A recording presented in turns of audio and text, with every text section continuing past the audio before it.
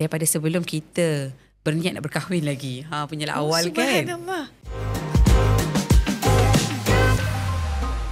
Bagaimana kita nak memulakan penyusuan? Okay. Nak memulakan penyusuan itu sendiri. Adakah sebenarnya seawal anak dalam kandungan? Betul. Sebab I nampak ada pula orang start, kita kena start share, kena start pumping lah dan sebagainya. Jadi apakah betul nasihat seperti itu atau bagaimana? Okay. So ada dua soalan sebenarnya daripada Hana ni. Yang pertama, bila kita nak memulakan orang kata ilmu penyusuan susu ibu ni, dan yang kedua, adakah benar waktu hamil kita perlu pump? Okay.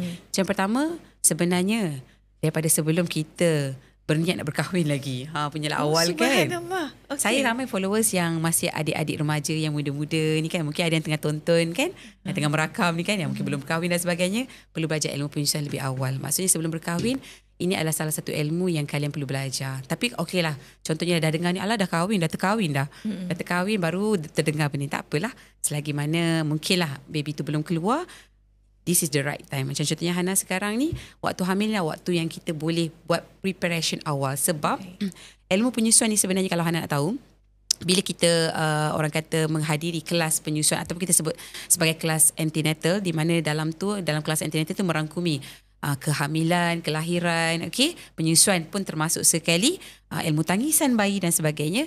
Jadi dekat sini tak adalah orang kata belajar ni confirm tak ada masalah, kan ada cabaran, tapi kita lebih bersedia. Kita lebih bersedia daripada fizikal dan mental. So bila kita dah dengar, bila nak awal kelahiran ni bayi akan kerap menangis, ibu-ibu masa tu dia akan sangat penat, tak cukup rehat dengan luka jahitan dan sebagainya kan. Jadi apa yang kita boleh lakukan? Itulah orang kata persediaan mental dan emosi sewaktu kita mengandung. Andai katalah dah bersalin, tak apa, belum terlambat. Belum terlambat lagi untuk kita gali ilmu secepat mungkin to overcome that problem yang happen pada situasi itu.